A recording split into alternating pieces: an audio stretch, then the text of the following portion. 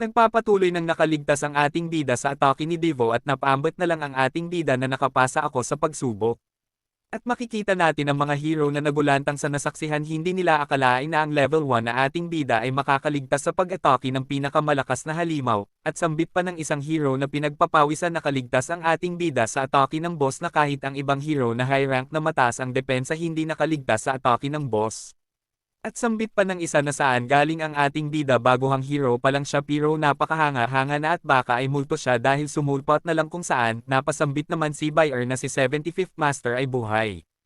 At napaisip naman ang ating bida na mabuti lumalabas na ang max level na aking naabot ay hindi nawala at mayroon pa akong karagdagang kapangyarihan dahil sa dugo ng matanda. Na gumawa sa akin na gaya ng bakal na pako mabuti sa offense at defense at hindi ito matitinag. Sa tingin ko ang paggamit ng hero system sa pag-level up ay magandang pagpipilian para lang itong paglalaro sa computer games kung saan ako magaling at sumiryoso naman ang ating bida na sa isip pa niya na ang pagbabago sa profile system ko ay dulot lang ng sumobra ang experience kaya napalitan ang profile ko kaya ibig sabihin valid pa rin ang max level ko. Tagtong pa ng ating bida na pero hindi ko pa rin alam anong ibig sabihin ng hell mode at dahil na-activate ito dahil sa dami ng experience na natatanggap ko kaya para itong bug. Kahadibali ang importante ngayon ay nakapasa ako at nagulat naman ang ating bida dahil sa kay Devo at napatingin ito na pinagpapawisan at yun nga makikita natin na Drave ang tawag ni Devo. At napatawag na lang din ang ating bida at sambit niya pa na maayaw kong mamatay ngayon. At saka diba kailangan mong sundin yung pangako mo. At bigla na lang hinablot ni Devo ang ating bida habang tumatawa pa ito at nagulat na lang ang ating bida baka tuluyan na siya at sa isip niya pa tong matandang ito baka galit sa akin kasi nasaktan ko siya at baka gusto niya akong patayin. At sinigawan ng ating bida ni Devo sabi pa na ikaw na walang hiya. At sinagot naman siya ng ating bida na ikaw ang boss dapat tuparin mo ang pangako mo. At bigla namang sumugod ang mga hero na sambit pa ng isa ng mga kapatid na sugatan ng kamay ng boss kahit sa kabila matigas na purple armor sa kanyang katawan ang pula naman ang kanyang kahinaan, dugtong pa nito na kailangan nating gamitin ang lahat ng lakas natin sa pag-atake sa mahinang niyang part para mapatay natin ang boss. At sumang-ayon naman ang kanyang mga kasama kaya sabay-sabay silang umatake kay Devo at nagsalita naman ang ating bida mga ito sumugod talaga kahit nandito pa ako. At sinigawan naman ang ating bida ni Devo na sabi pa ikaw napasaway na bata tumigil ka na sa pagpipiglas, tingnan mo sino ka para sugatan ang kamay ko. At linakasan niya pa pagsigaw na ang sabi ikaw na bastardo ka may lumalabas na kidlat sa kanyang katawan. At nabulantang na lang ang ating bida na sa isip niya pa na wala na katapusan ko na ngayon. At bigla namang tumiis si Devo na ang sabi pumasa ka habang nakaturo ang daliri sa baba ng ating bida. At naiinis naman ang ating bida na pinagpapawisan. At bigla namang itong hinagis ni Devo na pasigaw naman ang ating bida. At sabi pa ni Devo na hintayin mo ako dyan habang nahulog naman ang ating bida sa portal. At dugtong pa nito sa ating bida na makikita tayo mamayang hapunan habang makikita umaatake natin ang mga hero at bigla na lang nawala ang portal. Napaupo na lang ang ating bida at napahinga ng malalim at unti-unti itong hinawakan ang kanyang mukha at ang sabi niya pa na natatakot ako. At ang sumunod na eksena ay makikita natin ang misa na punong-puno ng masasarap na pagkain. At sina Devo at ang ating bida na magkaharap na kumakain. At napakuminto naman ang ating bida na hindi ko akalain na ang Monster Dungeon ay mayroong masasarap na pagkain.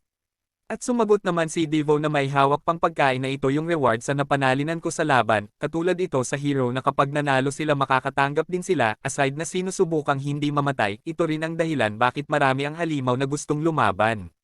At tumawa naman ang ating bida habang tinuro si Devo na kaya sinanay mo ako para harapin ang mga hero para sayo at para wala ka nang gagawin at ma-enjoy ang buhay tama. May kunti kang tama ginamit ko ang lakas ko para e-train ka dahil may gusto akong gawin mo para sa akin at hindi ito madali gaya ng iniisip mo. At sumiryoso naman ang ating bida na kung ano iyon.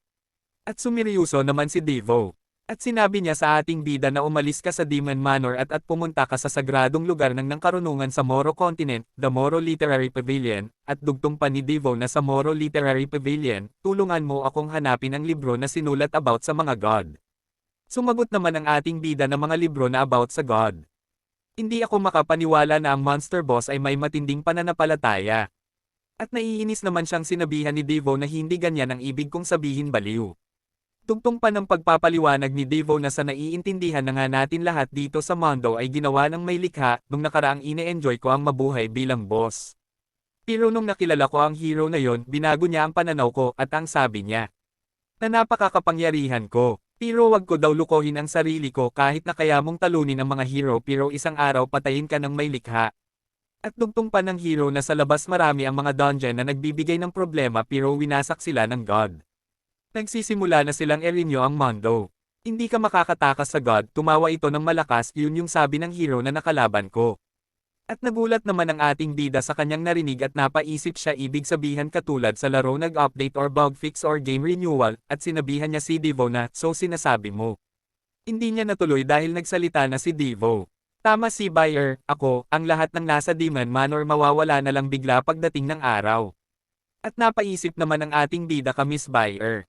At sabi pa ni Devo na simula nang malaman ang tungkol dito sa hero, si Buyer at ako ay nag-umpisa ng kumuha ng information sa mga hero, napakatagal ng panahon para malaman namin ang secret information about sa God, at nakatago ito sa loob ng Moro Literary Pavilion, sa pamamagitan nun maiiwasan nating hindi mabura sa kasaysayan.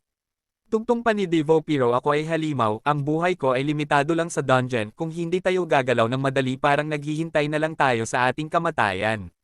At napajetty naman ang ating bida so pinili mo ako sambit niya pa.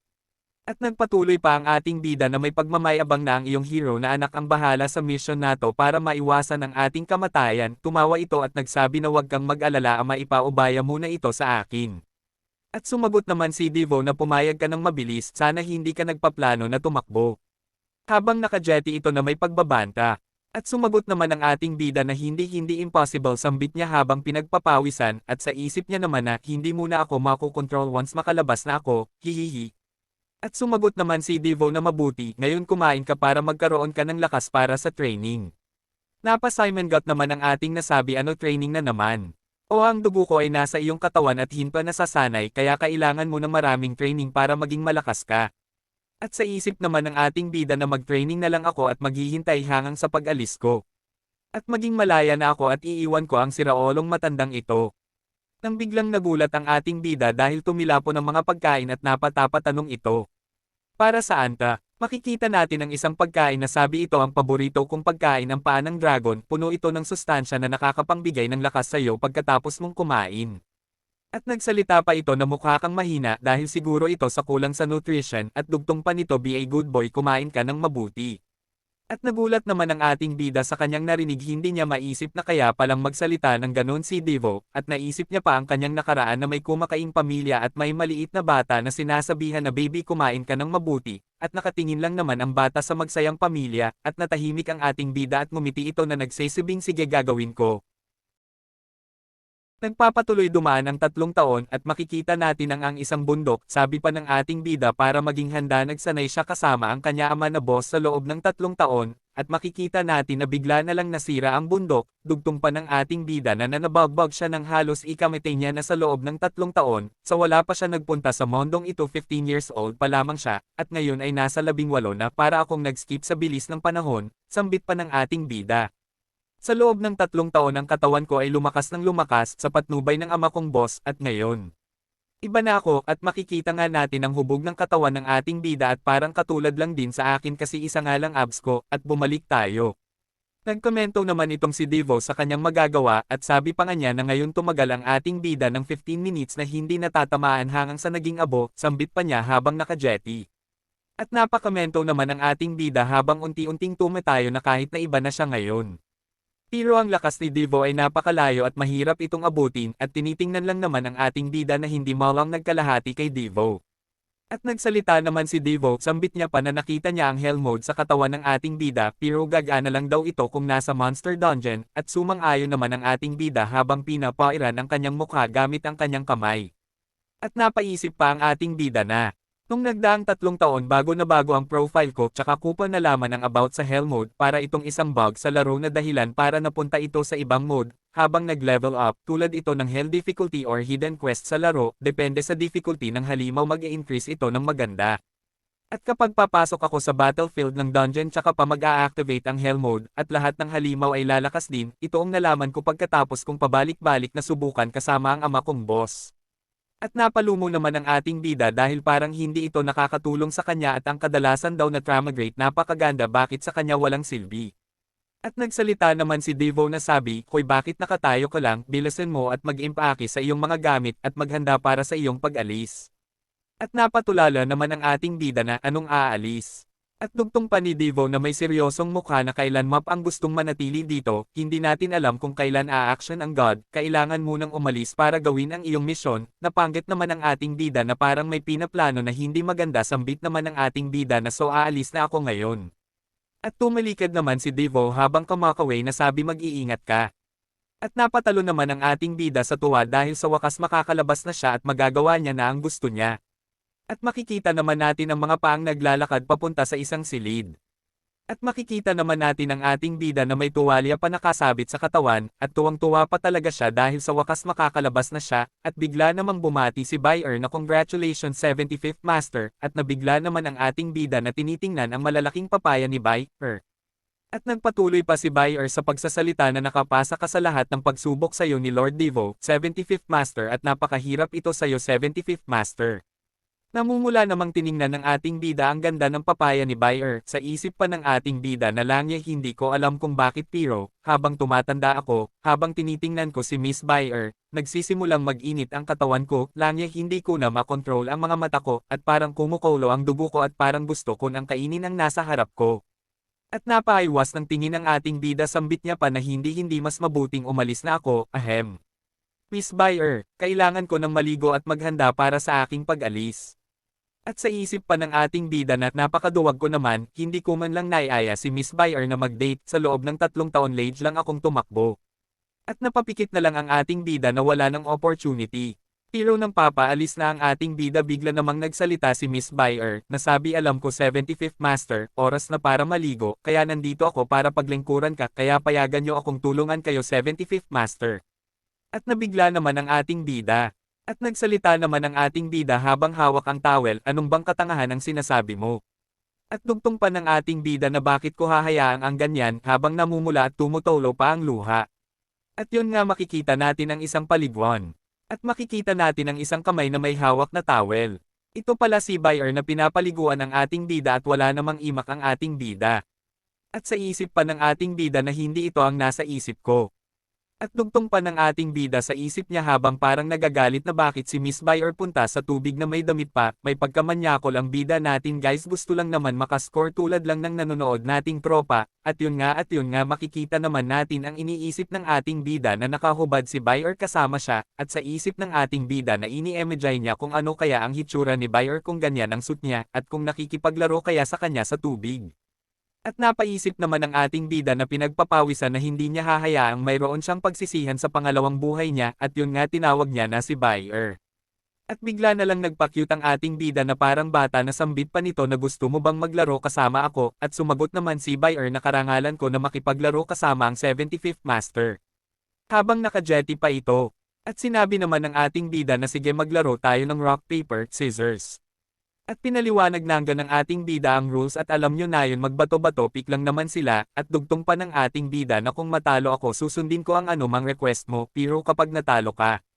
At yumuko naman ang ating bida na parang nahihiya, tatanggalin mo ang bahagi ng damit mo, payag ka ba sa laro? At napaisip naman ang ating bida na kung tatanji siya sasabihin kong joke lang, ito pamamaraan ng mga Hokage pag na-reject, at alam ko na ito din yung the moves ng mga manyakol nating katropa.